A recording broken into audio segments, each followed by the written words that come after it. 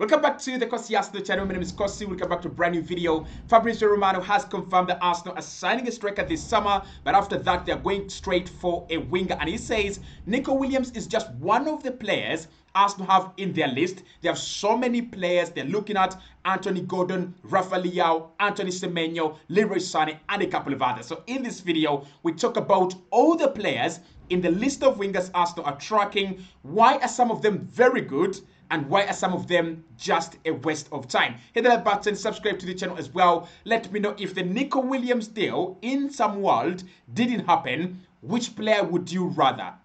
Would you say Gordon, Anthony at Newcastle, Rafael Leao at AC Milan, Semenyo, Ademola Lookman? Talk to me in the comment box below. What is your second choice, your second option, apart from Nico Williams in the winger position? So the first name we're going to go with is Nico Williams. Fabrizio says that he is a big target for Arsenal, especially Mikel Arteta. He's tracked him for some time now, and the price is right, 45 million. Arsenal look at this as a market opportunity, and talks are already underway between the agent of the player, and a new round of talks has been scheduled between the player's agents and Andrea Barta. So it looks like everything is working in our favor right now. Everything is going according to plan with this deal.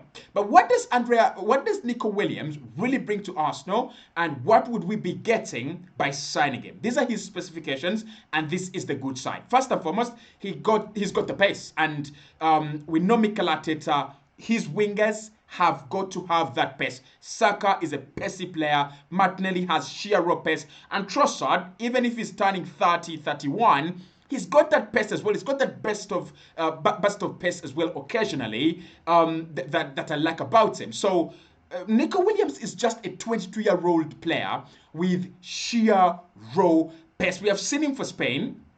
They are devastating. Spain with Nico Williams, Alvaro Morata. Morata doesn't get old. Like, Morata runs as if he's like a 19-year-old. And then you have Lamine Yamal, who is actually 19 years. They are devastating. Their pace is devastating. And I think with the pace of Nico Williams, Arsenal could actually deal with low blocks and mid blocks quite easily. So if you find yourself asking this question, how the hell did we beat Real Madrid so easily?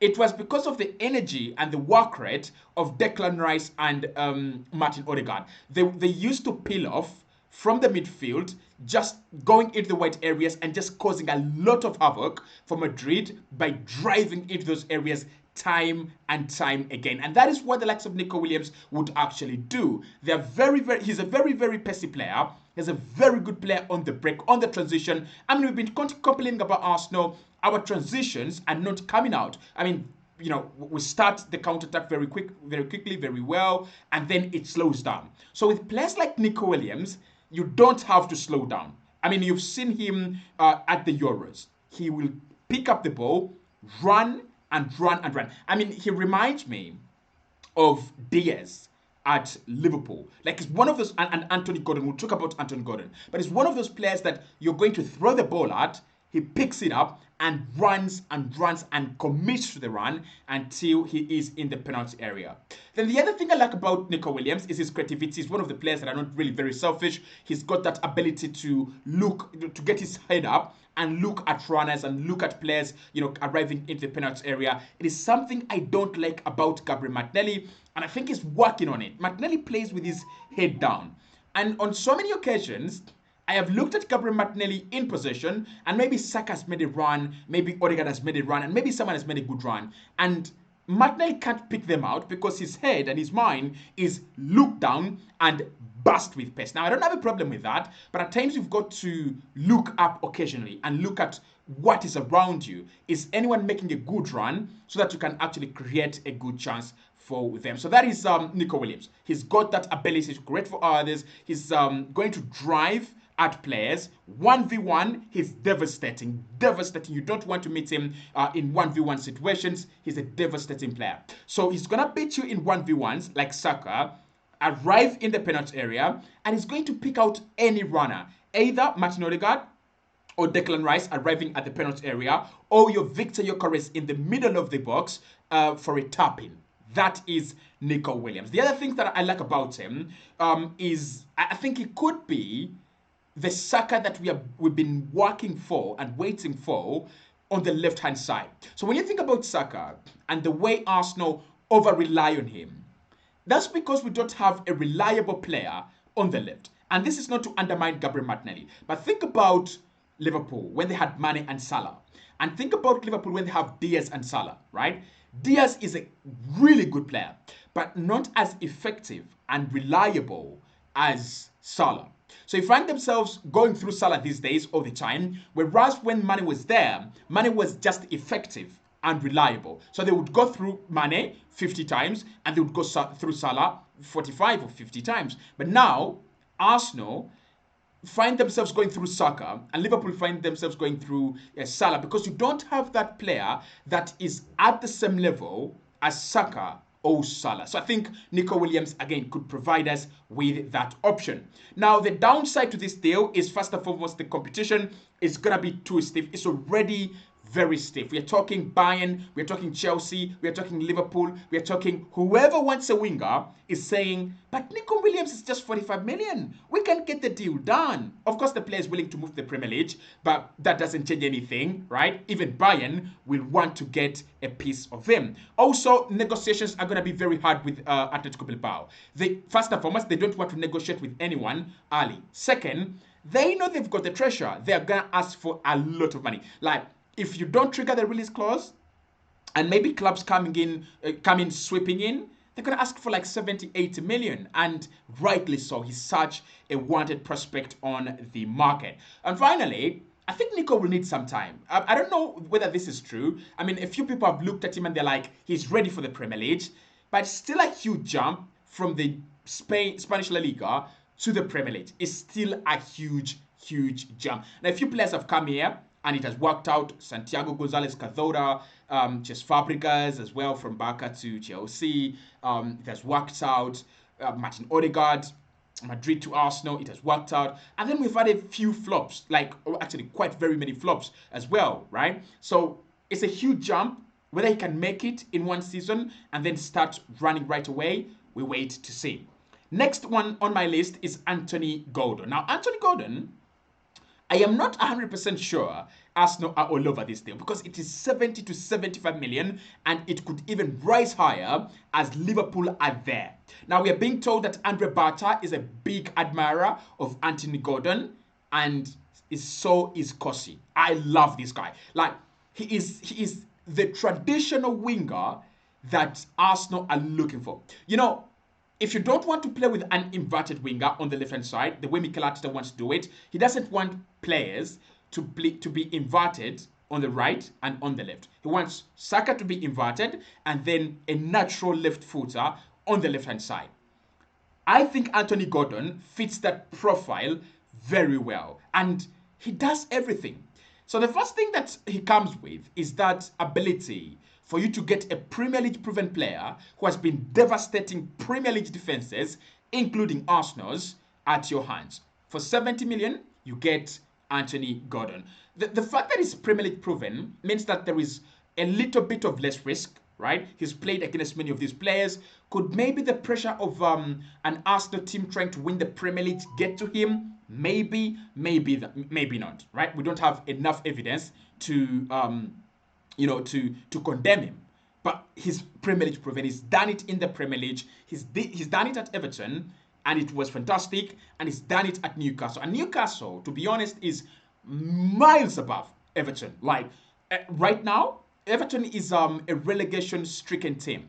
They are fighting relegation every single campaign. Newcastle, on the other hand, have been reinvented and reincarnated. They're looking at UCL football almost every single campaign. And now with Arsenal opening up a 5th spot for the UCL, I wouldn't be surprised to see Newcastle, slowly crawl into the UCL positions. So, Anthony Gordon, Premier League proven, he's played in the UCL, very good player. These are the advantages I like about him. Goals. He scores goals, doesn't he? And you think about that front three at Newcastle. You have Gordon on one side, Alexander Isak in the middle, and on the other side, they could play anyone, right? They literally could play anyone. Murphy has played there and it's been not devastating, but quite very good, in my opinion. And I think they will need a winger. Maybe Harvey Barnes could play inverted there. But I like that front three of Newcastle. They score goals. They are threatening. They are a big threat. So if you have Gyökeres, Gordon, and Saka, boy oh boy, you are cooking. Of course, the creativity is also part of it. Some of the goals that Alexander Isak is scoring, are down to Alexander Gordon's. To Anton Gordon's creativity. That's one of the things I like about him. He's got that sheer pace. 1v1 is good. The hard working, right? The hard work. I think Nico Williams is a good player. But when you think about Mikel Arteta, what comes to your mind? A Mikel Arteta profile works hard. And Anthony Gordon really works hard. Obviously, the downside is expensive, and Liverpool are pushing hard to sign him. I think Liverpool will be willing to push like 70-75 million on this deal. Maybe Arsenal that don't want to go to those lengths, and maybe that could be kind of a bidding war that would throw us out of the water.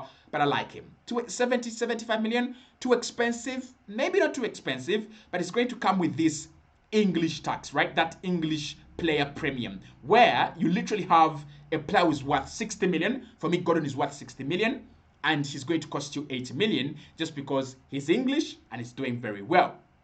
Ademola Lookman, 60-65 million, is a young player in his prime as well, willing to join the project, willing to move, and he has an agreement with Atalanta to leave them this summer. Now, with Ademola Lookman, one of the key performances that defines him was the Europa League final against Bayer Leverkusen.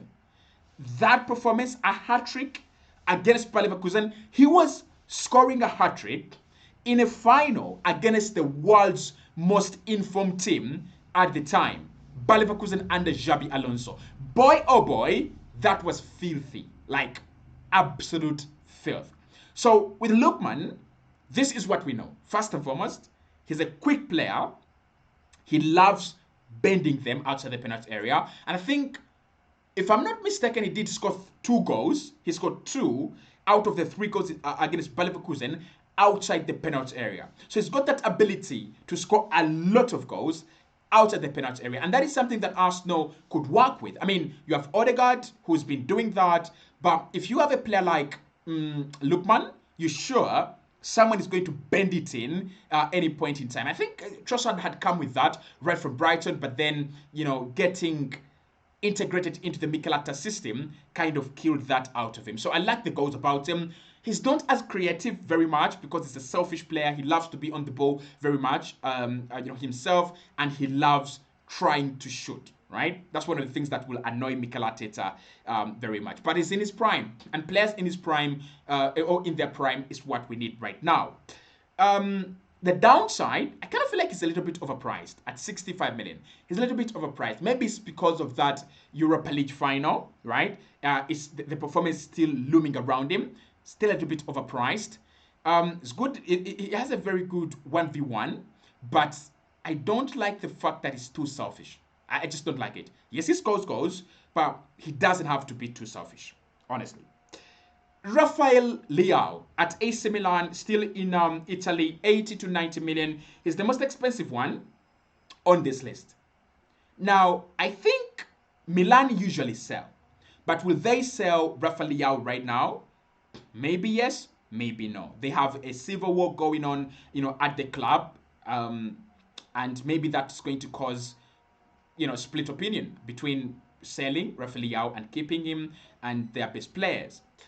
When you think about Leao, you're talking about a world-class winger, world-class pace, world-class 1v1 skills, world-class goal scoring, and world-class creativity.